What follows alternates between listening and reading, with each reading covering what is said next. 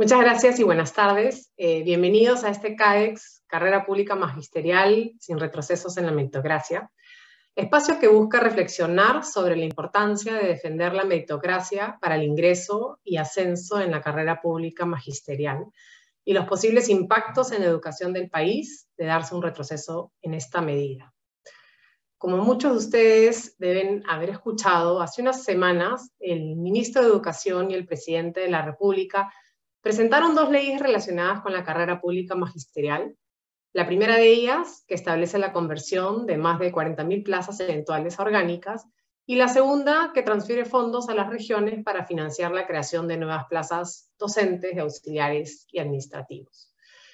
Si bien en principio estas medidas apuntan a fortalecer el servicio educativo, lo que ha preocupado a la ciudadanía han sido las declaraciones que han acompañado estos anuncios, en las cuales se han cuestionado importantes políticas de los últimos años, como la ley de reforma magisterial, cuyo fin principal es garantizar el aprendizaje y bienestar de los y las estudiantes.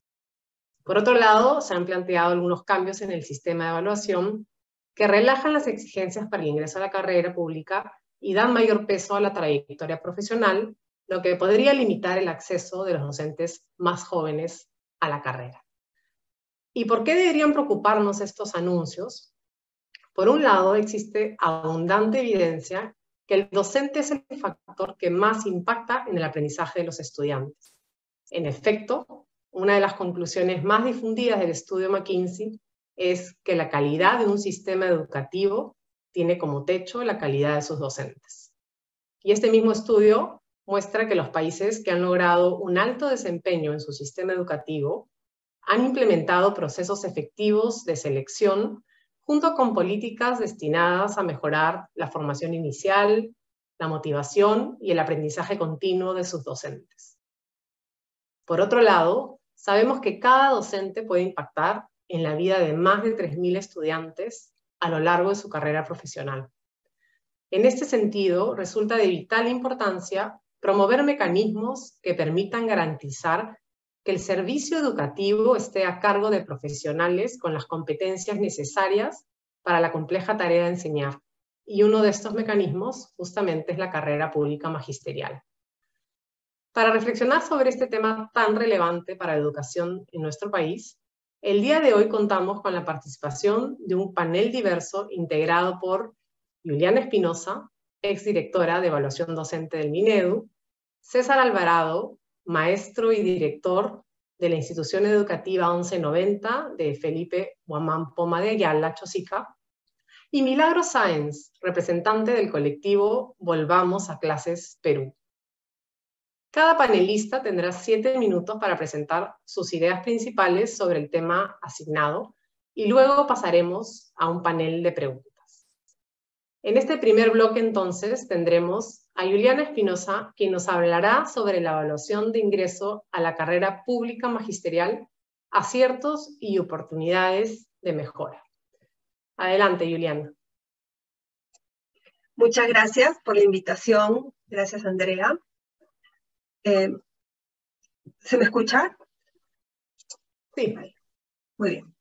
Bueno, es un honor estar aquí y me parece súper importante debatir sobre este tema, hacernos presentes como sociedad civil frente al riesgo que hay de retroceder en la carrera pública magisterial, concretamente en la evaluación de ingreso a la carrera. La voy a explicar brevemente.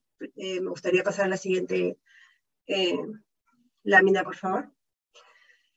Bueno, un poco de contexto para los que de repente no conocen cómo funciona la carrera pública magisterial. Esta se creó a partir de la ley de reforma magisterial en el 2012, mejor dicho, el régimen actual, ¿no? Ya existía una carrera pública magisterial, pero a partir del 2012 se crean 8 escalas a las cuales se accede mediante concursos de ascenso. Y se plantea también que el ingreso a la carrera es a través de una evaluación de ingreso y, digamos, cuando ingresas entras al cargo de docente de aula, ¿no? Y luego, progresivamente, pasando una cantidad de años de servicio, vas a través de concursos de ascenso, subiendo de escala y mejorando tus condiciones remunerativas y demás. A partir de la tercera escala ya puedes empezar a concursar para acceder a cargos como cargos de director, subdirector, especialista de UGEL, etc. En la medida que los cargos son de mayor jerarquía, se requiere mayor nivel de escala. Y además también la Ley de Reforma Magisterial establece evaluaciones de desempeño docente como mínimo cada 5 años para determinar la permanencia y también el ascenso de los profesores. Entonces, es un sistema complejo de evaluaciones que se viene implementando desde el año 2014 y creo que uno de los factores esenciales o principales que, digamos, que asegura que esta carrera sea exitosa, ¿no?, es la evaluación de ingreso, que voy a explicar un poquito más adelante. Siguiente, por favor. Tenemos que la evaluación de ingreso, también es conocida como el nombramiento docente. Se han desarrollado a la fecha 4 evaluaciones, el 2015, el 2017, el 2018 y el 2019. Y estas evaluaciones tienen, como veremos en un momento, un set de instrumentos que buscan asegurar la idoneidad docente de las personas que ingresan a la carrera y que van a obtener una estabilidad como nombrados, ¿no?, en la carrera pública magisterial. Entonces, acá tenemos en este cuadro, presentamos brevemente las plazas que se han ofertado a lo largo de estos años, ¿no? Los candidatos, vemos que se han presentado regularmente alrededor de 200.000 profesores. Este año más bien son más de 300.000. Y vemos pues que se han clasificado alrededor de 20.000 docentes en cada proceso de evaluación. Ahora, estos porcentajes son bajos relacionados a la cantidad total de postulantes porque la evaluación se ha planteado exigente para poder asegurar que las personas que ingresen tengan las competencias necesarias para ejercer este importante rol. Como decía Andrea, es clave el docente para asegurar la calidad educativa y no debe ser un tema de suerte o un tema de acceso privilegiado a una escuela de alto costo, el poder tener un docente que tiene las competencias necesarias para enseñar, ¿no? Es una tarea sumamente compleja. Entonces, los estándares han resultado exigentes para la población. Sin embargo, si ustedes ven los resultados, no es que los que han ingresado no es que solo clasificaron los que han ingresado, sino que hay un doble efecto de la clasificación, es un tamiz, pero también es otro tamiz la selección que se hace de plazas.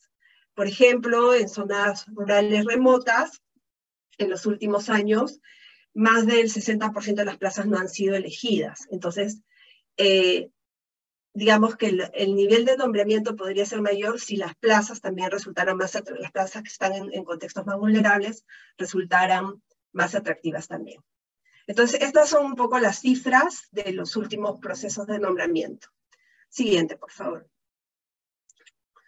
Por ejemplo, acá tenemos la prueba única nacional del 2018, ¿no? Que ha sido la antepenúltima, perdón, la penúltima. Y vemos que cuando uno ve el análisis de las subpruebas que componían el instrumento de la prueba única nacional, veía pues que el 35% de los docentes que se evaluaban aprobaban el corte de la prueba de razonamiento lógico, 50% aprobaba lectura. Entonces no es irrelevante evaluar la lectura, la comprensión lectora, porque vemos que era un filtro, la mitad de las personas no la estaban aprobando, ¿no? Y además había una prueba de conocimientos específicos que la aprobaba un 28%. Entonces, este era digamos, el set de instrumentos de la parte de la prueba única nacional. Siguiente, por favor. ¿Y qué ha pasado ahora? ¿No? ¿Cómo ha cambiado el modelo en este último concurso respecto de los anteriores? Como les decía, antes teníamos una subescala de comprensión lectora de 25 ítems, donde era requerido, digamos, responder correctamente 15, o sea, el profesor se podía equivocar hasta en 10 preguntas, ¿no? De un nivel de complejidad similar a lo que uno espera que termine leyendo alguien al egreso de la secundaria, digamos. Y por lo tanto, el punto de corte era como el 60% del total, ¿no? También había una subescala de razonamiento lógico, donde también había la misma cantidad de ítems totales, 25, de los cuales se pedía como mínimo para pasar el corte a resolver bien 15 preguntas, ¿no? O sea, el 60%. Y finalmente una prueba de conocimientos pedagógicos, curriculares, específicos de la especialidad. O sea, por ejemplo, si uno postula a primaria, da una prueba específica con conocimientos para enseñar en primaria o en secundaria matemática, según la especialidad, y esa también tenía su punto de corte. Entonces, lo que ha pasado es que han fusionado las dos pruebas de habilidad, que ahora la llaman una sola de habilidades generales, lo cual también es objetable desde un punto de vista técnico, porque están midiendo dos constructos totalmente distintos, le han reducido el número de ítems y le han quitado el punto de corte. Entonces ya no tenemos un punto de corte, por ejemplo, para determinar que los profesores que ingresan han demostrado que saben leer al nivel de por lo menos al nivel de un estudiante final de la secundaria. Y han mantenido, sí, la prueba de conocimientos, la han enriquecido con 10 ítems adicionales, pero también le han bajado ligeramente el punto de corte a un puntaje que constituye el 56% de la prueba. Y han mantenido un punto de corte al total de la prueba, que es 110 sobre 200, pero también es menos exigente que el anterior. Siguiente, por favor. Eso respecto a la etapa nacional. Como saben, los que pasaban del corte, los que pasan el corte, pasan a una etapa descentralizada, y aquí también vemos cambios. Aquí se aplica una observación de aula, que ha mantenido el mismo puntaje y punto de corte, una entrevista que estaba a cargo del comité de evaluación, donde se veía, entre otras cosas, la afinidad al proyecto educativo de la escuela que planteaba el docente. Por ejemplo, si la escuela tenía un proyecto ecológico y el docente tenía conocimiento de esto, manejo de esto, podían puntuarlo mejor. Eso antes valía 25, ahora vale 10. Y la matriz de trayectoria profesional, que es una matriz estandarizada donde se valora la experiencia, pero en términos no cualitativos, sino cuantitativos, de años de trabajo. O el perfil académico y también algunos reconocimientos, ha pasado de tener 25 a 40, es decir, se ha vertido buena parte del puntaje de la entrevista a la matriz de trayectoria profesional. Siguiente. Y bueno, estas son las alertas a partir de esta breve explicación de los cambios. Bueno, primero que nada hay un riesgo de problemas de implementación segura, porque además otra cosa que ha pasado en las últimas gestiones es que ha habido una ruptura con el INEI, que era el instituto que hacía la parte operativa de las evaluaciones. Eso está poniendo en riesgo, yo creo, el proceso en general. Los ajustes de la PUN relajan las exigencias para el ingreso a la carrera pública magisterial, principalmente me preocupa el tema de la lectura. Los ajustes al modelo de la etapa descentralizada restan autonomía a las instituciones educativas para elegir docentes afines a su proyecto educativo y otorgan demasiado peso a la trayectoria profesional, donde lo académico, que además queda relegado, está sobredimensionado el tema de los años de trabajo como docente. Y los anuncios del ministro son preocupantes porque el foco que él plantea en la política es el nombramiento de los docentes contratados, más que el derecho del estudiante a tener un docente idóneo. La última, por favor. Entonces, a partir de esta situación, las recomendaciones son restablecer las relaciones entre el Minedu, el INEI, y asegurar los apoyos de las más entidades para lograr la transparencia del proceso, fortalecer la formación inicial docente para tener candidatos mejor preparados que garanticen una educación pública de calidad. Si no tenemos personas con las capacidades, no se trata de bajar la dificultad de la prueba, se trata de generar políticas de mayor alcance para formar mejores docentes, incrementar los incentivos para elegir las plazas en zonas vulnerables y remotas, porque, como les digo, muchas veces quedan desiertas y no es que no se ocupan porque no hay candidatos idóneos, sino porque nadie las quiere, nadie quiere trabajar ahí. Revisar los ajustes al modelo de la PUN y de la etapa descentralizada a la luz de la evidencia para ver cuál es el valor predictivo de las diferentes escalas y no relajar los criterios solamente por nombrar, y evaluar modelos pertinentes para contextos especiales como el EIB. Y finalmente, la siguiente, recordar que lo más importante son ellos, ¿no? Que en el centro de la política tiene que estar pensado para poner el sistema educativo al servicio del bienestar y del aprendizaje de los estudiantes. Muchas gracias. Muchas gracias, Juliana, por esta síntesis tan clara. En 7 minutos nos has explicado el sistema de evaluación docente y los riesgos de estos cambios que se están dando en esa gestión. Ahora pasamos al bloque 2, donde vamos a dar la palabra a César Alvarado, quien nos va a hablar sobre el desarrollo profesional docente, oportunidades e impacto para la escuela. Adelante, César.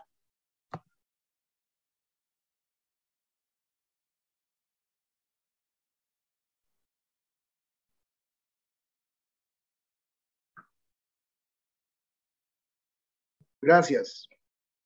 Buenas tardes a los participantes, buenas tardes a los organizadores por este tan importante evento. Efectivamente, este año 2022 estamos cumpliendo 10 años de existencia de la Ley de Reforma Magisterial, que fue producto de, digamos, de la confluencia de 2 leyes, ¿no? De la Ley del Profesorado y de la Ley de la CPM, como se llamaba en ese entonces. Así es que estamos en ese marco todos los maestros del Perú. Y esta ley de reforma, sintéticamente podemos decir que tenía como objeto, ¿no?, establecer relaciones entre el Estado y los profesores de educación básica, de los CEPROS, de EPT. De la misma manera, regulaba o regula los derechos y deberes de los maestros. La formación continua es un aspecto muy importante. Los estímulos que las hay en esta ley, también los incentivos. La evaluación, que es la esencia de la meritocracia. Las remuneraciones que están relacionados a los ascensos de escalas. La carrera pública magisterial. Y, por supuesto, los procesos disciplinarios. Los objetivos de la ley de reforma en la cual estamos los maestros es contribuir con el buen desempeño de los docentes y autoridades educativas para atender el derecho de cada estudiante. Noten ustedes que se enfoca en el estudiante. Promover la calidad e idoneidad del profesor para el logro de los aprendizajes. Valorar el mérito en el desempeño laboral. Mejorar condiciones de trabajo para el buen desempeño del profesor, garantizar el ingreso y permanencia de los profesores de calidad. Por eso era la exigencia de lo que ha mencionado nuestra amiga Juliana, que esta vez parece que se está bajando la valla, y finalmente contribuir con la calidad de las instituciones educativas públicas. Ahora, siempre se basa en algunos principios que tiene toda norma, como por ejemplo la legalidad. Eso significa que la ley está en los marcos de la Constitución Política del Perú, en los marcos de la Ley General de Educación y de la Ley de Reforma Magisterial. De la misma manera, el principio de probidad y ética se basa también en la Constitución Política del Perú, pero esta vez en el Código de Ética de la Función Pública, ¿no?, en la que todo servidor público estamos inmersos. También la Ley de Reforma Magisterial. Ahora, el ingreso y los ascensos es meritocrático y tiene que ver con la capacidad que tienen los maestros y maestras para, ya sea para el ingreso o para los ascensos, ¿no? O en todo caso en forma horizontal cuando se trata de ocupar otros cargos. De la misma manera, el derecho laboral que se obtiene en la ley de reforma son irrenunciables.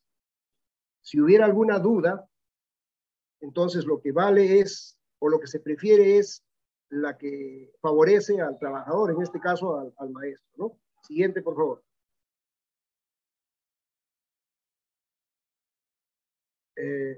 Claro. Ahora, vemos cómo es la estructura de nuestra ley, estructura y evaluación de la carrera pública magisterial. Primero, vemos que hay un concurso de ingreso, a eso lo llamamos nombramiento. Una vez que tenemos el concurso de ingreso, o sea, ya los profesores se nombran, entonces empieza ya la carrera, ingresan a la carrera pública. Los profesores pueden ascender de escala magisterial en base al mérito. El mérito se basa en la evaluación, ¿no? De la misma manera, existen áreas de desempeño laboral. La mayoría de los maestros, nos encontramos en el área de gestión pedagógica, ¿no? Es decir, somos profesores de aula, igualito jerárquicos, profesores de áreas, en el caso de secundaria, o asignatura, como se llamaba, profesores del aula de innovación pedagógica, de educación física y técnico productivo, los promotores culturales, y asimismo las profesoras, principalmente, en la experiencia que tengo, principalmente son profesoras coordinadoras de PRONOI. Pero los maestros hay una progresión horizontal, ¿no? Ya no es vertical como es en el caso de los ascensos, sino cuando se concursa para el acceso a cargos. El maestro de gestión pedagógica puede concursar al área de gestión institucional, ¿no? Es decir, puede ser director de UGEL, como que en estos casos ya se está presentando, tanto en Lima como en las regiones. Los directores de UGEL son como producto de la evaluación. Los directores de gestión pedagógica también, ¿no? Los especialistas de educación en las UGELes, los jefes de gestión pedagógica en las UGELes de provincias y en Lima se llaman AGEBRE, ¿no? AGEBRE. Y los directores de instituciones educativas, como es mi caso, también los subdirectores, a quienes nosotros en conjunto lo llamamos equipo directivo. Hay algunos cargos que están por implementarse, como son el caso, por ejemplo, de los especialistas del Minedo, que aún no se implementan, pero sería interesante que se haga, ¿no? De la misma manera, el director de red educativa. Actualmente existen las redes educativas, pero los asume un directivo de manera, bueno, quitando un poco el tiempo de servicio que da en su institución educativa para atender la red educativa. Las otras áreas aún están en proceso de implementación. El área de formación docente, que es muy importante, que algunos lo llamamos asesores pedagógicos, en algún momento se llamaba así, en la División Regional de Educación de Lima, o también ahora de acompañantes. En cambio, el área de innovación e investigación aún no se implementa. Me parece que es interesante el área de innovación e investigación. Lo que hay que hacer es solicitar de veras que el ministerio las implemente, ¿no? Pasamos a la siguiente, por favor. Ahora, aquí hay unas 4 ideas que tienen que ver con el desarrollo profesional docente, ¿no? Y cómo impacta, pues, en la escuela. Una de ellas es, ¿qué significa aprobar una evaluación de ingreso a la carrera pública magisterial? Los que estamos en la acción misma, o en términos, en un lenguaje común, diría yo, los que estamos en la cancha, observamos a los profesores contratados y los que hemos sido especialistas y hemos tenido alguna responsabilidad en alguna UGEL, hemos visto la preocupación de los maestros por querer ingresar a la carrera pública. Resulta que la formación inicial no es como quisiéramos. Sobre todo la formación universitaria, dado la autonomía que tienen las universidades, tienen su propia malla curricular. Felizmente, con la ley universitaria están mejorando. Ahora se ve algunas universidades que están haciendo una malla curricular por competencias. Antes eran por objetivos. Así que en algo están avanzando y eso está bien. Pero lo que se trata es de formar a los futuros maestros y maestras que manejen habilidades generales, que se refiere a la comprensión de la lectura, ¿no? O sea, saber responder preguntas de un nivel inferencial, de un nivel crítico. De la misma manera, el razonamiento lógico, matemático, ¿no? Que es básico, que todo maestro debería tener, porque sabe que va a trabajar con niños y adolescentes. De la misma manera, los conocimientos pedagógicos, que en realidad yo veo en un alto porcentaje, es conocer sobre todo el currículum nacional, ¿no? Hay que conocer el currículum nacional de educación básica, y eso es lo que se preparan los maestros que concursan para el nombramiento. Una vez que aprueban estos exámenes, que los toma el Ministerio de Educación, ahora ya sabemos que lo van a tomar directamente, antes lo hacían a través del INEI, entonces pasan a una etapa descentralizada, donde se evalúan sus competencias pedagógicas. Y los directivos de colegios, quienes hemos participado en esta etapa, sabemos que manejamos las rúbricas de evaluación, las rúbricas de observación en el aula. Entonces, se observa, por ejemplo, una competencia en el maestro que ingresa a la carrera pública, que sabe involucrar, genera pensamientos de orden superior, sabe acompañar, hay un buen clima en el aula, entre otros, ¿no? O sea, de veras que es una gran preocupación. Pero además, el joven maestro ya se evalúa en su trayectoria profesional, lo que significa decirles pues al joven maestro de que se prepara en su formación profesional. Ahora, sabiendo esto, sabiendo que es exigente, no sé si han podido observar, muchos de quienes están escuchando aquí, apenas terminan su carrera profesional, se reciben de licenciado, inmediatamente están buscando una maestría. ¿Y eso está bien? Por supuesto que está bien, y algunos inclusive doctorados. Hay personas que postulan ya para nombramiento y son doctores. ¿Debido a qué? Debido a la exigencia de la ley de reforma magisterial. Si nosotros bajamos la valla, lo que va a pasar es que se puede producir un desinterés en su formación profesional del maestro. Hay que tener mucho cuidado, porque finalmente, de verdad, lo que queremos es que haya una sociedad con estudiantes que ahora se preparan bien para cuando sean adultos, pues se desarrollen en la sociedad, que produzcan economía, que sean solventes, etcétera, ¿no? Ahora, también de la misma manera, ya una vez que el maestro ingresa a la carrera pública, entonces se le va a aplicar también otras pruebas para el ascenso, ¿no? Pruebas del ascenso, cumpliendo ciertos requisitos, entre ellos el tiempo y otras más, ¿no? Entonces ahí también ya el maestro, ahora ya en el aula, tiene que conocer pues los principios pedagógicos para lograr aprendizajes, ¿no?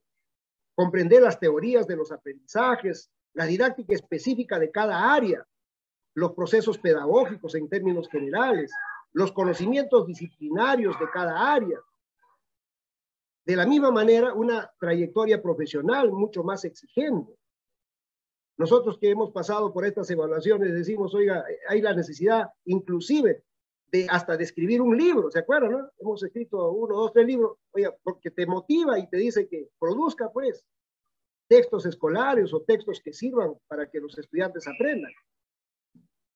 En la trayectoria se ve, implica también de que los que ya son maestros, y si no han hecho una maestría, hacen una maestría, hacen un doctorado, especializaciones, diplomados. Se preocupan por mejorar su práctica pedagógica presentándose a los concursos.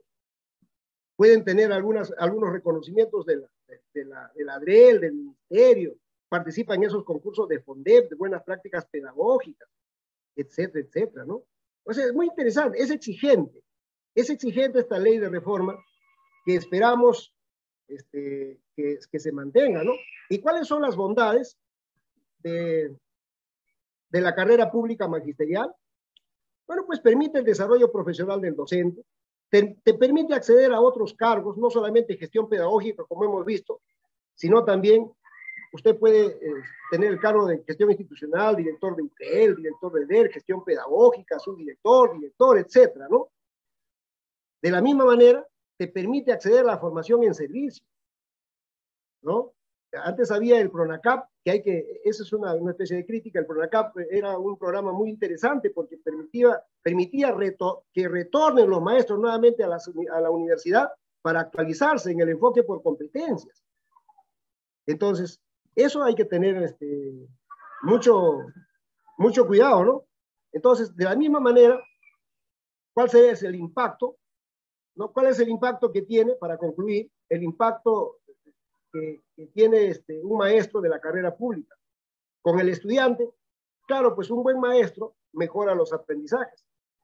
Con sus colegas, normalmente es el guía, cuando se reúnen en la hora colegiada, o sea, en estas comunidades profesionales, ¿no? Siempre lideran, están orientando, conocen y saben que con las familias hay que reunirse permanentemente porque es una forma de mejorar los aprendizajes. Contribuyen con su institución educativa. De veras, la carrera pública ofrece, oportunidades para desarrollarse profesionalmente. Muchas gracias. Muchas gracias, César, por las valiosas palabras. Y pasamos ahora al bloque 3, derecho de las familias a tener los mejores docentes para sus hijos, a cargo de Milagro Sáenz.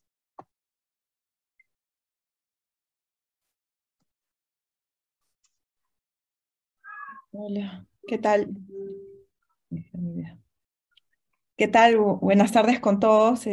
Muchas gracias por estar acá. Yo soy Milagro Sáenz, soy vocera del colectivo Volvamos a Clases Perú y bueno, acá hablando pues de la carrera, de defender la carrera pública magisterial. Para nosotros desde la visión de los padres de familia es sumamente importante defender la meritocracia, porque las fallas en el nombramiento docente afectan directamente al estudiante. Ya se ha mencionado en las anteriores intervenciones que un buen maestro repercute directamente en el estudiante. Además, no solamente influencia en temas académicos, ¿no? En la calidad de lo que aprenden, la velocidad con lo que aprenden, sino también incluso puede llegar a influenciar en temas de su calidad de vida, como en la toma de decisiones a largo plazo. Por ejemplo, un estudio que tengo acá que me compartió la docente Joyce Cuña, es en una tesis de maestría, es que, por ejemplo, según Araujo, en 12 meses, un docente de calidad es capaz de influir positivamente en las habilidades matemáticas y comunicativas de sus estudiantes, ¿no? Mejorando el funcionamiento ejecutivo, las emociones y acciones. Esto es en lo académico, pero también el docente funciona como un medio para el bienestar de los estudiantes. Y como lo dije anteriormente, influencia la calidad de vida, ayuda a la toma de decisiones. Por ejemplo, hay varios casos que han sido motivos de estudio, donde incluso docentes han logrado revertir cifras de embarazos no deseados, acceso y culminación a la universidad. Entonces, por lo tanto, también influencian en la calidad de vida futura que pueda tener el estudiante, ¿no? Mejores ingresos.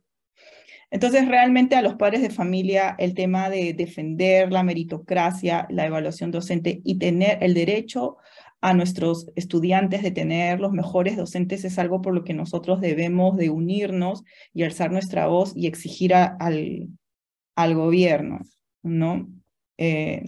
Acá, bueno, personalmente soy muy fan de las cifras, de los datos. Por ejemplo, les comparto un último estudio que realizado en España, pero que puede ser extrapolado acá al Perú, por Calero y Oriop, que son profesionales de la economía de la educación, y se titula La calidad del profesorado en la adquisición de competencias de los alumnos.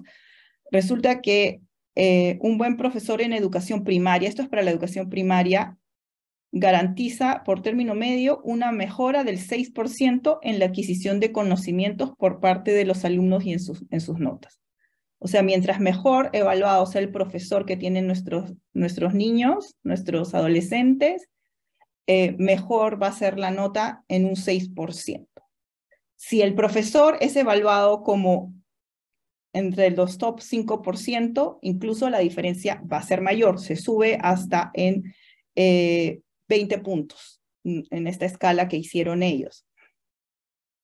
Entonces, digamos, si se compara la nota de los alumnos que acudieron a la prueba preparados por un maestro excelente, por ejemplo, un maestro excelente dentro del 95 percentil, con las de sus compañeros formados por un mal profesor en el 5% percentil, la diferencia de puntos incluso se eleva a 80, lo que significa que la alta calidad del docente aporta hasta un 15% de mejora del resultado académico. Esto sí solamente nos interesa lo académico, porque también hemos visto toda la influencia socioemocional que puede tener un docente en un aula. Cómo puede generar vínculos entre alumnos, cómo puede fomentar que no haya violencia y cómo puede generar un clima que ayuda a nuestros niños a aprender mejor. Nuevamente, uno de los factores que más este estudio nuevamente también repercute en algo que es muy importante para todos aquellos, especialmente aquellos que creemos en la importancia del sistema de la educación pública, ¿no? La presencia de buenos profesores en España, y creo que sucede lo mismo acá en Perú, es que están proporcionalmente más alta en los colegios privados o aquellos de clases medias. En otras palabras, los alumnos que ya poseen más recursos sociales, más recursos económicos, se ven beneficiados incluso con profesores de más alta calidad. No tienen esta ventaja. Entonces tienen la ventaja también de recibir educación con más calidad.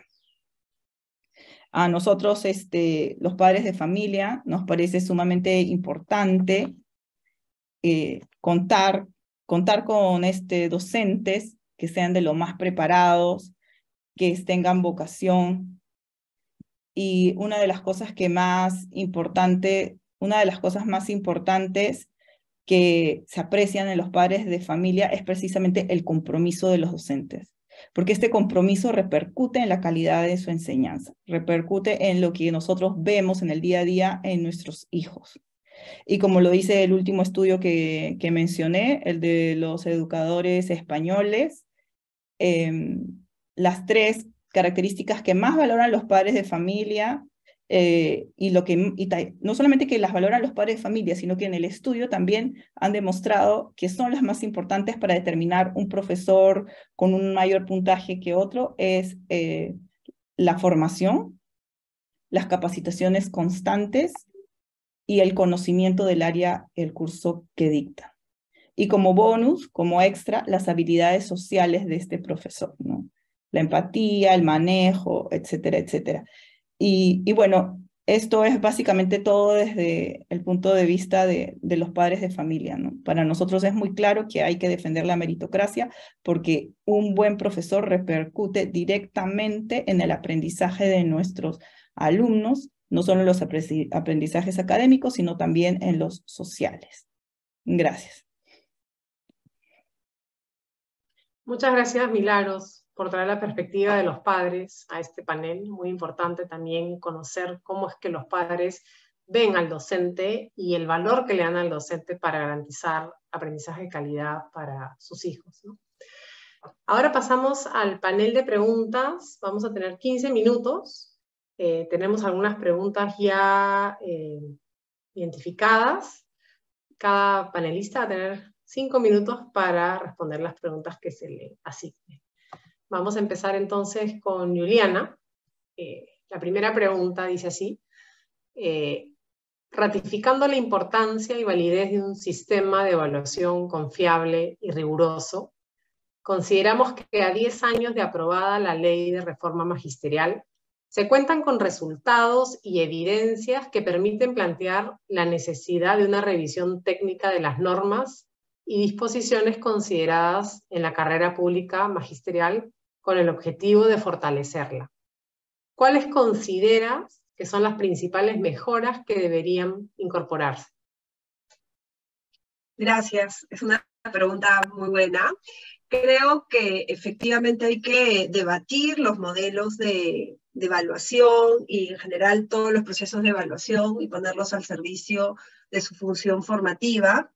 Pienso que ya estamos en condiciones ahora que las personas que han entrado a los puestos que había presentado César como directores, especialistas de UGEL, han accedido por concursos meritocráticos. Se podría dar mayor protagonismo en el diseño y digamos, en la participación de las etapas descentralizadas, por ejemplo, ¿no? Dotar de mayor autonomía a los directores. Entonces, creo que sí se pueden hacer revisiones a los modelos, asumiendo las nuevas condiciones que hay, pero eso tiene que ser desde una perspectiva de evidencia, de ver qué es lo que predice mejor, qué es lo que funciona mejor, y siempre pensando en el alumno como centro de la preocupación, ¿no? O sea, lo que queremos es tener los mejores docentes para los estudiantes más vulnerables, para los estudiantes que son atendidos en la escuela pública, que probablemente va a ser la única oportunidad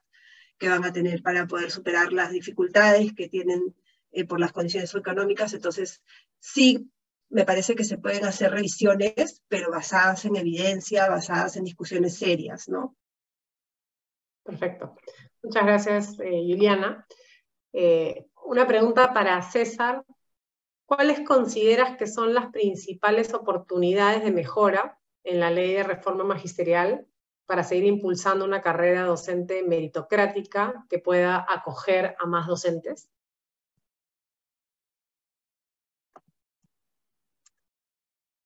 Tu micrófono, César. Perdón. Creo que, ¿qué es lo que haría que atraigan a más docentes? La ley ya menciona algunas que no podemos descartarla porque las veo positivas. Por ejemplo, ese bono de atracción docente, que consiste en entregarle 18.000 soles en 3 armadas, no está mal porque es una especie de incentivo, ¿no? Una especie de motivación para que el maestro ingrese en el plano económico. La otra puede ser esta oportunidad de mejorar su desarrollo profesional en la formación en servicio, que también ya está prevista en la ley, ¿no? Entonces, lo que tiene que hacer el Estado es invertir, ¿no?, en las capacitaciones, en los diplomados, en las especializaciones, sobre todo, ¿no?, para los maestros.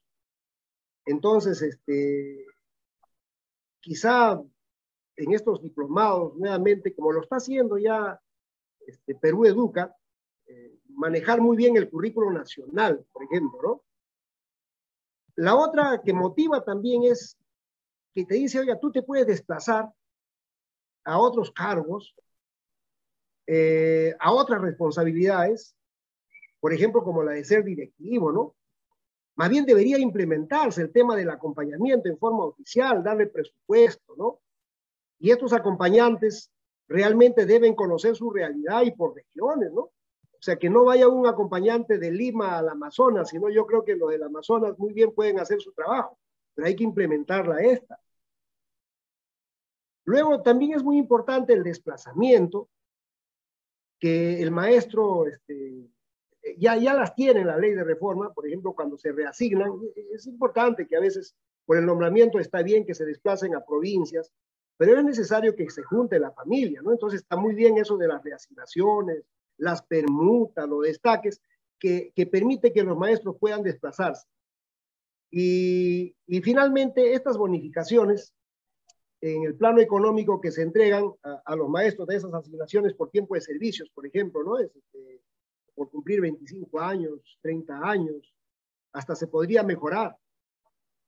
Y luego también hay que incentivar, y ahí creo que todavía hay que mejorar la ley de reforma, porque hay muchos maestros, realmente casi yo digo, ya creo que hay pocos maestros que no estudian maestría. Eso es producto, pues, de la ley de reforma.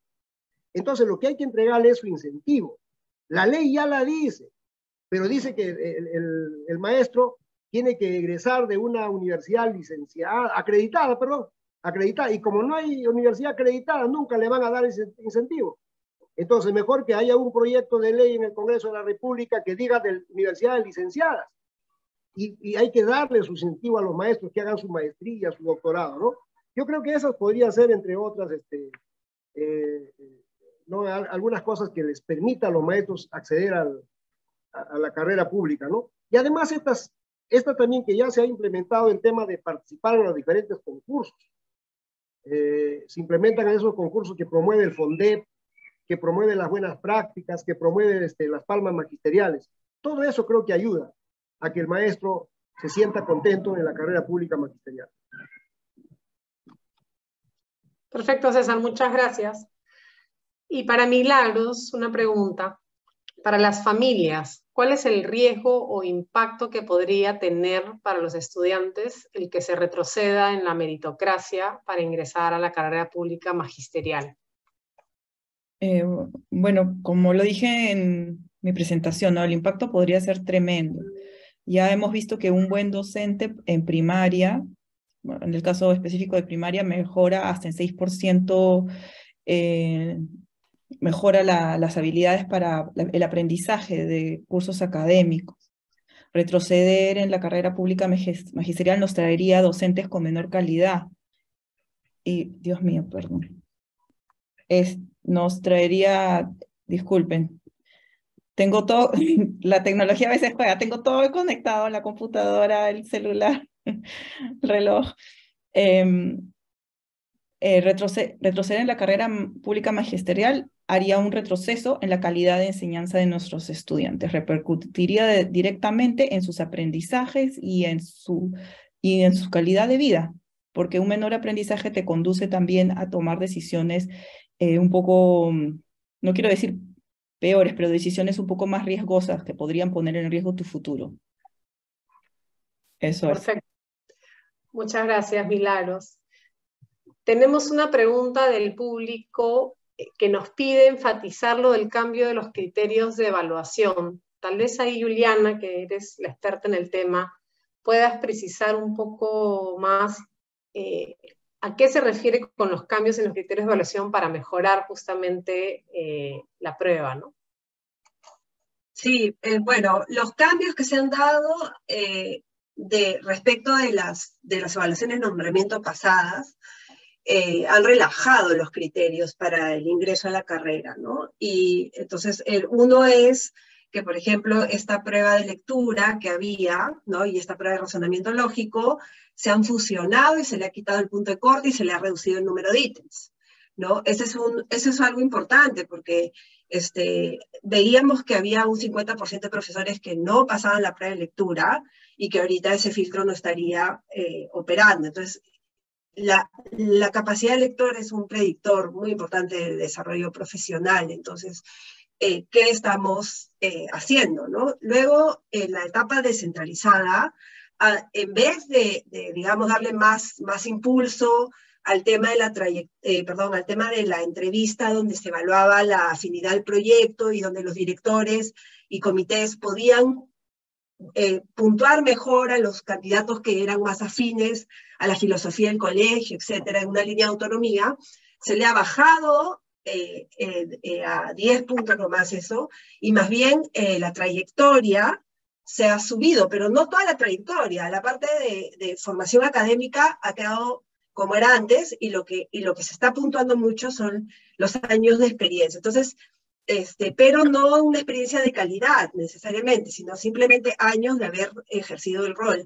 Eso quiere decir que de repente, frente a una persona más joven, con menos años, pero con más actitudes, ¿no? Va a quedar muy penalizado en el puntaje. Entonces, sí veo un riesgo con los cambios del modelo, y como planteaba César, me parece bien importante lo que él decía, ¿no? Las evaluaciones docentes son un brazo de política dentro de una política más integral que es la de desarrollo docente, ¿no? Y también la de formación docente. Entonces, la apuesta a largo plazo para mejorar es fortalecer a los docentes que están en servicio, pero también a los futuros docentes que se están formando, ¿no? Entonces, creo que esa mirada de solo hacer ingresar por, digamos, complacer a personas que están en una situación de contrato, a pesar de que no tengan las habilidades, es muy peligrosa como país. De acuerdo, Juliana. Importante ese punto también, ¿no? Y ya nos queda tiempo para una última pregunta para César. Te pido, César, por favor, no tomar más de 5 minutos para poder acabar a tiempo. La pregunta es, una cantidad importante de directivos estarán dejando el rol este año y retornando a las aulas, significando para las escuelas una pérdida valiosa de competencias directivas. ¿Qué oportunidades de mejora encuentras al respecto para la carrera pública magisterial en este sentido, ¿no? Interesante, ¿no? O sea, es cierto, pues, el año 2016 ingresaron 12.000 maestros aproximadamente a cargo directivo, ¿no? Y bueno, la mayoría se ratificó 4 años después y ahora se están, bueno, terminando su gestión. Y la pregunta es, ¿qué oportunidades de mejora? Yo diría, bueno, oportunidades para los que se van y oportunidades para los que vienen, ¿no? Bueno, los que se van retornarán a sus aulas, pues, después de 8 años como directivos, llevándose con ellos sus experiencias y competencias directivas, llevándose con ellos una fuerte inversión hecha por el Estado en su diplomado, en su especialización. Bueno, las decisiones políticas son más fuertes que las técnicas. Y para los que vienen, sabemos que ya se están encargando los cargos directivos y hay todo un grueso de maestros que el 28 de febrero dejarán también el cargo y habrá otro grueso de maestros que se encargarán el próximo año. El 2023 será un año en el que hayan muchos directivos encargados. Bueno, en el camino se aprende. Creo que cierto es una mayoría sin experiencia en gestión institucional, por lo que tendrán que aprender en la cancha las 4 dimensiones de gestión escolar: la pedagógica, la comunitaria, la administrativa, la institucional. No queda otra cosa. Cuando creo que respetando la meritocracia hubiera sido mejor una evaluación de desempeño, ¿no? Una evaluación de desempeño de los directivos y, claro, si te desaprueban una evaluación de desempeño, sí, pues hay que retornar a donde estuviste, ¿sabes? Y diría más bien que la evaluación de desempeño es mucho más potente que la evaluación de inicio, o sea, cuando tú accedes al cargo, de acceso, mejor dicho. ¿Por qué? Porque mientras que la evaluación de acceso, vas a un colegio a dar tu examen y rindes tu examen, pues no hay de las competencias, y es teórico, aprobaste el examen y listo, sin más tu trayectoria, por ahí ya accedes al cargo. En cambio, la evaluación de desempeño es otra cosa, es una evaluación de abajo, digo yo, aunque lo toman los de arriba, pero responden los de abajo. ¿Saben por qué? Porque la evaluación de desempeño se entrevista a los padres de familia, se entrevista a los estudiantes, se entrevista al 100% de maestros. Quienes aprueban la evaluación de desempeño son los de abajo. Pero por supuesto, el maestro, también, el directivo ha sido evaluado, pues los que hemos pasado esa etapa, en 3 dimensiones, ¿no? La dimensión pedagógica, que tenía que ver con la planificación curricular, el monitoreo, el acompañamiento, el seguimiento de los aprendizajes. La otra dimensión, que es cultura escolar, que tenía que ver con la participación de la comunidad educativa, el clima, la convivencia. O la otra dimensión y la tercera, que se evaluó y se evalúa en una evaluación de desempeño, gestión de las condiciones operativas, donde el directivo tiene que promover, por ejemplo, la seguridad y la salubridad en su colegio. Tiene que tener un buen manejo de los recursos educativos, una matrícula que respete el derecho de todos los estudiantes, una gestión transparente de los recursos, ese mantenimiento preventivo, por ejemplo. Entonces, eso te evalúan. Y además, se evalúan los aplicativos a donde tú participas y cumples con el CIAGI, el mantenimiento y otros aplicativos más. Así que, efectivamente, retornan a sus aulas maestros con experiencia.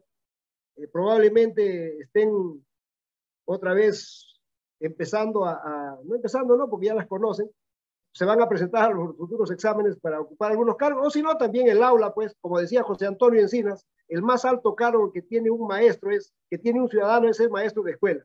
Así que maestros somos allá y maestros somos también acá y en el aula y en los directivos donde estemos. Yo creo que por ahí va. Muchas gracias por la pregunta. Muchas gracias, César. Y ahora sí, para cerrar, le voy a pedir a cada uno de nuestros panelistas que en menos de un minuto nos dé la idea fuerza que quieren dejar de esta noche. Viviana. Gracias.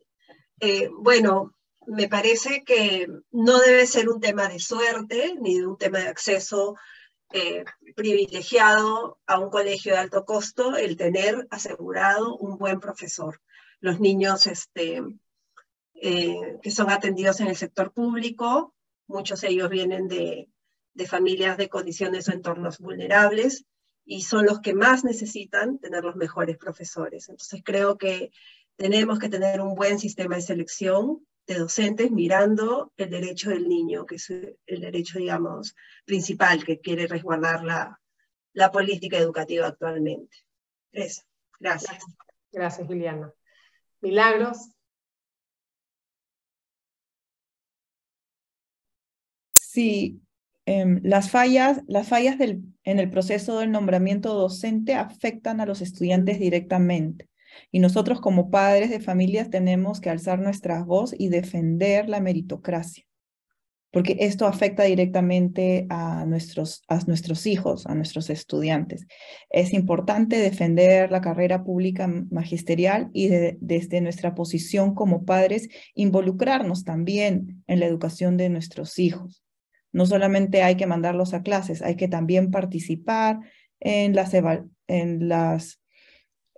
reuniones de APAFA que tengamos, en las evaluaciones docentes y aportar desde nuestra posición con lo que podamos.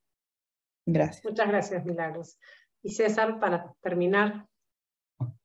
Bueno, yo recomiendo a mis colegas aprovechar las oportunidades que nos da la ley de reforma magisterial, ¿no? O sea, hacer buen uso, por ejemplo, de lo que antes reclamábamos. Yo recuerdo los profesores de los 90 reclamábamos que deberíamos tener un espacio para que podamos conversar los maestros y planificar, por ejemplo, colectivamente. Y no las teníamos. Hacíamos tutoría ad honorem. Bueno, ahora las horas de tutoría es remunerada.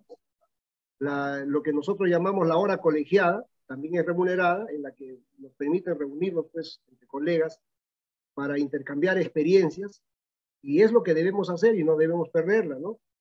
De la misma manera, aprovechar la hora de atención a nuestros padres de familia, aprovechar esa hora que se hace para atender a nuestros estudiantes, ¿no? Recuperarlos, porque la esencia de nuestro trabajo es hacer que nuestros alumnos aprenden, que se formen integralmente.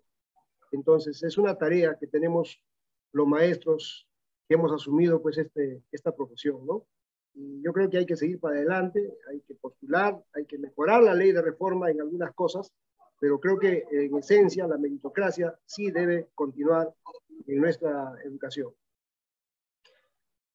Muchas gracias, Juliana, Milagros y César por sus intervenciones esta noche. Nos ayudan a entender la complejidad y la importancia de contar con un proceso riguroso de selección de docentes y el impacto que tienen nuestros estudiantes. Ahora, para terminar, quisiera agradecer a todos su participación y los invito a completar una breve encuesta que aparecerá en pantalla. Y además nos gustaría agradecer a los medios de las regiones de Lima, Arequipa, Cajamarca, Cusco, Piura y La Libertad, que han sido aliados estratégicos en la transmisión de este evento. Próximamente les haremos llegar invitaciones para nuestro siguiente CADEX. Gracias y buenas noches.